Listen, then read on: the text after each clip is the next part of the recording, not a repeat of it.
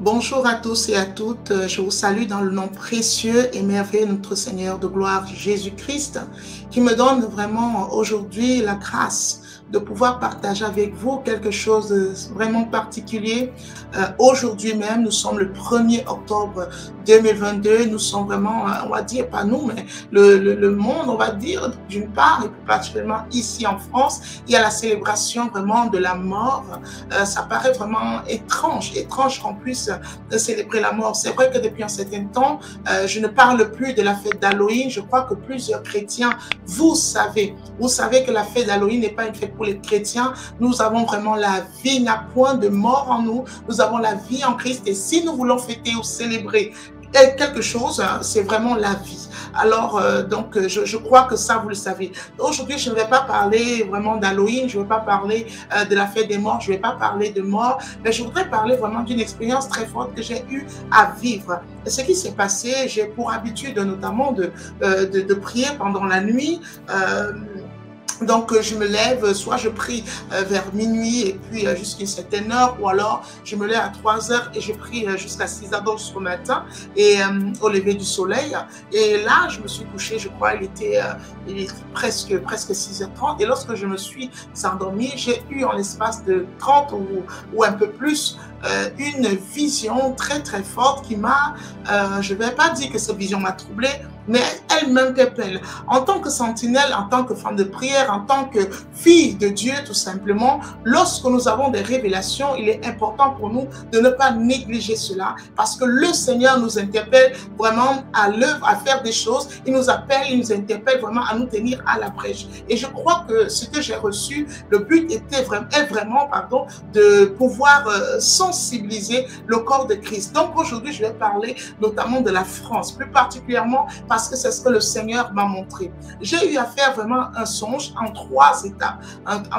La première étape, c'est que j'ai été invitée en tant que servant de Dieu dans une église où le fondateur ou le pasteur principal, c'était vraiment un pasteur de souche, un Français de souche, pardon, excusez-moi, un Français de souche. Et dans cette église-là, j'ai commencé à voir des choses qui étaient un peu bizarres. C'est-à-dire quoi, moi, je n'ai même pas pu arriver. Il y avait tellement de blocages pour que j'accède à ça.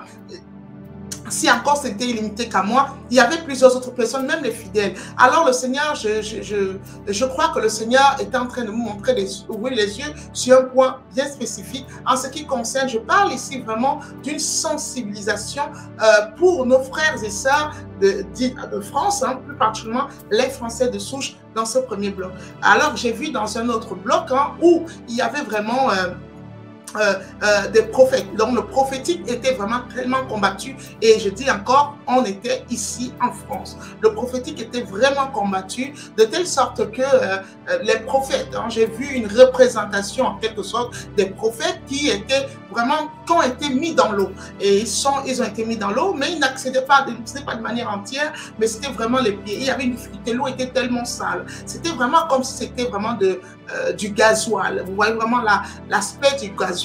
Et il y avait des personnes, on va dire, des personnes qui nageaient dans cette eau, mais évidemment, c'était des esprits des eaux, ça je le sais, des esprits des eaux, des forces maléfiques. Et les prophètes avaient vraiment les pieds dans cette eau-là. Mais le problème, c'est que vous savez, quand on est vraiment dans une piscine, il y a des endroits, on va dire, il y a des endroits où on peut marcher, il y a des endroits où c'est très profond, et ainsi de suite, mais il y a toujours un espace pour sortir. Mais je vois ici que les prophètes étaient là, et ils n'arrivaient ni à sortir, ils étaient dans un endroit où ils pouvaient marcher, mais c'était tellement c'était infini de telle sorte que devant eux, c'était vraiment très profond où ces esprits nageaient et à leur droite, c'était quelque part, je voyais que certains voulaient sortir de là, mais c'était aussi profond et il y avait des escaliers. Mais par contre, il n'y avait pas d'accessibilité. On ne sait pas même comment ils ont fait pour se retrouver à cet endroit. Mais ils continuaient à prophétiser. Donc, c'était vraiment comme si on les mettait les bâtons dans les roues, vraiment pour les empêcher. Et je voyais vraiment, moi-même étant vraiment dans un couple avec mon mari, il est français de souche. J'ai pu aussi voir mon mari dit, parce que moi-même, j'étais parmi vraiment des personnes qui étaient aussi là, et je l'ai vu, non, ceux qui étaient français sont carrément quittés, mais tous les prophètes, en quelque sorte, étaient vraiment, et sont restés enfouis vraiment dans cet aspect-là, et c'était vraiment compliqué. En même temps, je les voyais continuer vraiment à opérer, à continuer à prophétiser. Je voyais à quel point vraiment, malgré qu'ils étaient vraiment sous cette, comment je peux dire ça, sous cette oppression, sous cette persécution, ils prophétisaient. On avait vraiment ici, j'ai pu remarquer quelque chose d'assez particulier. C'est comme si la prophétie s'est augmentée. La Bible dit que là où le péché abonde, la grâce surabonde. Alors vraiment là où c'est difficile, là où les persécutions vraiment prennent une ampleur très très forte, il faut savoir que la grâce aussi surabonde. Et j'ai vu vraiment une grâce surabondée dans le prophétique, de telle sorte que les prophètes ici pouvaient vraiment, ils étaient bloqués dans leur corps parce qu'il y avait vraiment ces oppressions des esprits des autres. Et par contre, j'ai vu vraiment les esprits des prophètes sortir de leur corps et aller vraiment naviguer. Vraiment, c'était vraiment une dimension de voyance extraordinaire. Aller vraiment naviguer et aller vraiment voir dans la vie des uns et des autres pour venir prophétiser, quoi qu'étant vraiment, on va dire, sous les liens. Et je voudrais vraiment encourager toute l'armée, si je puis le dire ainsi, prophétique ici en France, à vraiment continuer, peu importe les oppressions, peu importe le rejet. Je crois que nous sommes dans une ère prophétique très très fort et je crois que davantage des prophètes vont se lever, vraiment même si on veut éteindre le prophétique est un ministère qui ne pourra pas s'éteindre. Le prophétique c'est la voix de Dieu, alors que tous les prophètes, tous ceux-là qui sont appelés à un ministère prophétique soient encore encouragés et puis se dire peu importe, parce qu'il y aura, c'est comme je vais vous expliquer par la suite, il y aura beaucoup vraiment d'attaques et de persécutions, je crois, comme il n'y en a jamais eu auparavant en ce qui concerne l'Église de Christ, plus particulièrement ici en France. Et pour finir, j'ai vu vraiment un troisième point. Et là, c'est comme si c'était ici même l'essence de tout ce qui pouvait se passer. Et j'ai pu voir, c'était comme si toute la France tout entière était comme dans un cercle. Et quand j'étais dans un cercle, vous savez, vraiment des concessions, des immeubles en quelque sorte sous forme de cercle, et toute la France, c'était incroyable. Et vous savez comment ça se passe en quelque sorte dans des visions, parfois des choses qui sont au-delà vraiment du réel. Et là, c'était vraiment la France tout entière qui était vraiment autour, qui formait comme un cercle, et il y avait des habitations tout autour, des grands immeubles gratte-ciel. Et moi-même, je me retrouvais aussi dans dans l'un des appartements de ces immeubles-là. Et alors, quelque chose s'est passé vraiment de remarquable, c'est que sur la grande cour, c'était vraiment comme si cette grande cour représentait la France, il y avait d'énormes serviteurs de Dieu. Et ces serviteurs de Dieu étaient en train de bâtir en quelque sorte. Qu'est-ce qu'ils faisaient comme bâtisse? En fait, ils prenaient des pierres et ils posaient, et ça faisait vraiment comme un énorme tapis de pierres, de gravier. Il y avait des grosses pierres, de petites pierres, mais c'est comme si chaque serviteur de Dieu venait mettre, que ce soit des serviteurs étrangers, des Français de souche, mais tous venaient mettre vraiment pour bâtir quelque chose, afin que c'était comme si, ici, c'est sur cet endroit,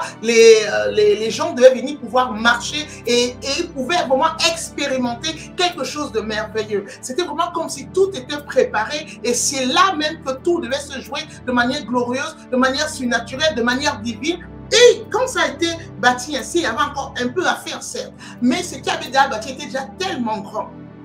Qu'est-ce qui se passe? Alors, on voit un corps qui arrive. Un corps qui arrive, il vient, on ne sait pas d'où. Il arrive, moi j'étais sur les hauteurs en quelque sorte, j'étais dans un appartement, je pouvais voir d'où j'étais et je pouvais voir vraiment ce que ce corps faisait. Et ce corps qui arrive, qu'est-ce qu'il fait? Vous savez, quand un corps, un animal, un corps, une poule, peu importe, veut prendre une graine, s'il y a peut-être des choses qui l'empêchent, il commence vraiment, excusez-moi, j'oublie le terme, il commence vraiment à séparer, vraiment à chercher pour picorer. Mais la particularité de ce corps-là, vous savez notamment aussi qu'en France, on parle aussi, quand on parle des emblèmes ou alors des symboles, il y a vraiment le coq gaulois qui vraiment représente la France. On peut le voir sur plusieurs monuments ici en France, même dans les églises, on voit le coq, hein, et le coq est vraiment représenté par plusieurs choses de négatives, notamment il y a l'orgueil, et on voit beaucoup ça dans l'attitude même des Français de souche, hein. Mais je crois que nous, en tant qu'enfants de Dieu, nous en sommes totalement libérés, et si ce n'est pas encore le cas, le Seigneur est en train de faire un travail extraordinaire, le Saint-Esprit fait quelque chose de parfait en nous. Alors, ce coq-là, il arrive, il commence donc en quelque sorte à séparer, ainsi de suite. J'étais dans les hauteurs, il est en train de détruire en quelque sorte ce qui a déjà été construit. Alors, il est en train de faire ça, tout ce que la pensée qui est venue en moi, dit, bon, plus vite qu'après qu'il ait fait cela, il l'arrange. Alors, c'était même plus un coq normal. Ce qui s'est passé, ses pattes se sont agrandies. Ses pattes sont devenues vraiment tellement grandes. Il portait les grosses pierres et il faisait comme un hôtel. Il a commencé à bâtir un hôtel avec tout ce qu'il y a, toutes ces pierres-là. Il a commencé à détruire et il a commencé à bâtir un hôtel. Il a vraiment élevé vraiment un hôtel, comment je peux dire, il a donc plusieurs pierres. Il a fait un mont en quelque sorte. On voit dans la parole de Dieu, c'est un hôtel qui a été bâti. Et alors, au-dessus de cet hôtel, il a pris une graine et quand il a pris cette graine, cet animal, ce coq, s'est transformé. Donc, il a d'abord commencé à se métamorphoser tout simplement avec des grandes pattes et ainsi de suite. Et après, il s'est métamorphosé et il est devenu vraiment un homme, un mi-homme, mi-homme, mi-animal. C'était pas mi-coq, mais on croyait un gorille. Un gorille, mais c'était pas tout à fait un gorille, mais il était géant. Je dis il était géant, c'était un monstre. C'était vraiment un monstre. Et il a pris cela et l'hôtel était ici. Et l'hôtel était vraiment élevé. Et alors quand cet hôtel, moi je me suis demandé, c'était vraiment, on était en train de regarder, je voyais d'autres serviteurs de Dieu qui étaient en quelque sorte en train de regarder. Et il a pris quelque chose, c'est comme si c'était une pierre très précieuse qu'il prend de ce tas, de cet hôtel-là. Il a pris et quelques temps après, il est reparti en quelque sorte comme dans une grotte, comme dans un endroit où pour se réfugier. Et après quelques temps, on entend comme si c'est lui qui met de la musique. Et cette musique, on voit quelqu'un qui vient en train de danser comme un mec de ballet. C'est une femme, elle fait vraiment comme une danse de ballet et tout ça. Et on sait aussi que ici en France, il y a notamment la Marianne qui est vraiment aussi l'emblème qui représente, on voit cela sur les drapeaux et ainsi de suite. Elle vient sur cette représentation-là et elle commence à danser. Et ce qui se passe, elle aussi, la Marianne, donc on voit cette belle femme, hein, on dit quand on voit notamment cette femme, parfois on appelle aussi la mère nourricière et ainsi de suite. Quand on la voit, elle est quand même, c'est une belle femme sur ces affiches-là, sur le drapeau, ainsi de suite, même sur comment je peux dire, partout en tout cas, partout en France, on voit vraiment la Marianne. Et là, elle vient, elle aussi, elle se métamorphose et elle devient, elle aussi, à son tour, à l'image vraiment du corps qui s'est métamorphosé. Et les deux ont commencé à danser, à chanter et à danser. Et ce chant-là, et cette danse, c'était de l'envoûtement. On voit, c'était pour, vous savez, quand on veut vraiment, comment je peux le dire, on veut vraiment faire un enchantement avec une musique là pour les serpents, en quelque sorte. C'était vraiment, ils ont commencé à envoûter. Et on voyait que les gens des immeubles, beaucoup de Français commençaient à danser et à se moquer. Mélodie était un peu bizarre. Et de telle sorte que même certains chrétiens commençaient à danser au rythme, en quelque sorte, de ces deux monstres, parce que c'était vraiment ça, ils sont devenus des monstres. Ils ont commencé à danser. Et chose étrange, c'est qu'ils demandaient de répéter, ils étaient devenus eux-mêmes des prophètes. Qui demandait de répéter et c'est ce qui se passait, ils répétaient et ainsi de suite. J'ai pu reconnaître certaines personnes et des auteurs, je voyais d'autres serviteurs de Dieu qui étaient en train de dire mais il faut qu'on fasse quelque chose.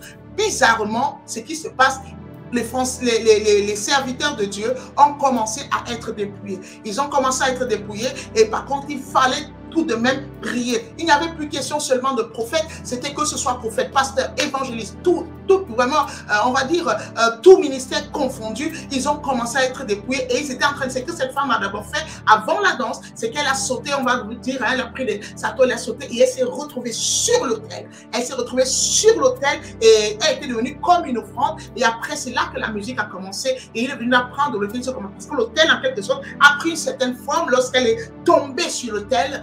Elle est tombée sur l'autel, hein, après s'être transformée. Je tiens à préciser cela. Elle a atterri. Voilà, elle a fait des saltos, des retournées et elle est venue atterrir au-dessus de l'autel. Et après cela, ce qui s'est passé, Et ils ont commencé à chanter. Et je m'appelais, c'est un frère. Je dis, mais non, mais c'est toi. Je commençais, j'alertais.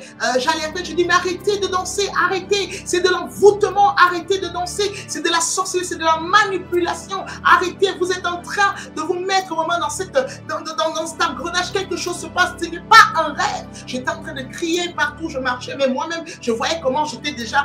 En fait, c'est comme si moi-même, on m'empêchait vraiment d'agir, mais ma bouche était toujours là pour parler. Et je marchais sur le balcon. Je disais, arrêtez de danser, c'est vraiment de l'envoûtement. Sachez que ce n'est pas un rêve, ce n'est pas quelque chose d'anodin, c'est vraiment une pratique. Vous êtes en train d'être sacrifié, vous êtes en train de rendre culte aux démons. J'ai dit, arrêtez, arrêtez. Et je voyais des personnes, vraiment, même j'appelais certaines personnes, n'arrivaient même pas à répondre.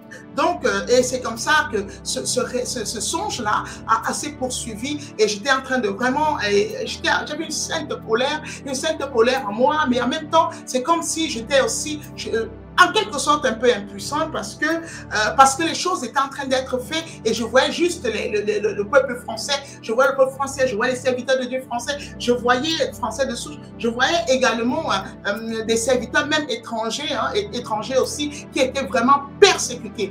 Qu'est-ce que je peux dire vraiment à l'issue de ce que le Seigneur m'a révélé, parce que je sais vraiment que c'est le Seigneur qui me l'a révélé et ce n'est pas en vain. Je crois qu'il faut se lever, il faut se lever dans la prière.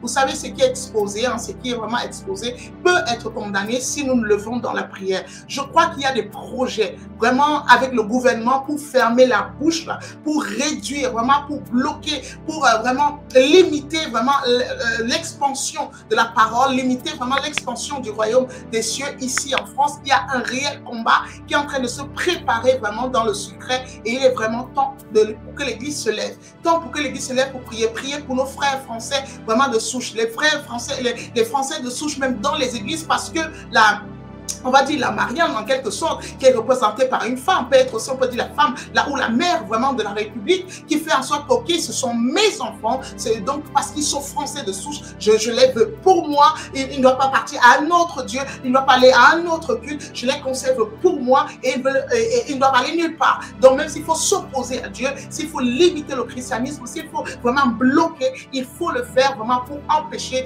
que les Français de souche se donnent davantage. Moi, je crois à la puissance du réveil. Je crois à l'évangile en France. Je crois que c'est possible vraiment de gagner des milliers, encore des milliers de Français. Il y a déjà tellement de Français de souche qui connaissent le Seigneur, qui aiment le Seigneur, qui servent le Seigneur, et je crois qu'il y en aura davantage. Alors peu importe vraiment les projets de l'ennemi contre la France, je crois que vous et moi, peu importe que vous soyez en France ou ailleurs, vous pouvez vous lever pour prier pour ce pays, pour prier vraiment pour cet État, afin que les projets de Satan, les projets du gouvernement contre l'évangile ne puissent vraiment pas arriver à leur terme, quel que soit le décret qui peut être signé, vraiment que rien ne puisse être signé, que tout soit annulé dans le nom de Jésus. Nous pouvons le faire et nous devons le faire. Donc je vous interpelle tous à ne pas garder le silence face à cette vidéo que vous venez de regarder. Si vous aimez le royaume des cieux, sachez que vraiment vous devez aussi aimer la France et tout ce qui comment je peux dire ça, tous ceux-là qui ont déjà donné leur vie et ceux-là qui doivent vraiment donner leur vie au Seigneur.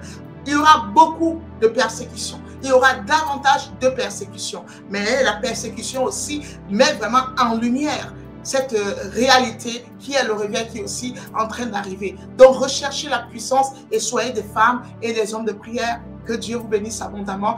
Prions, prions et prions. Soyez bénis.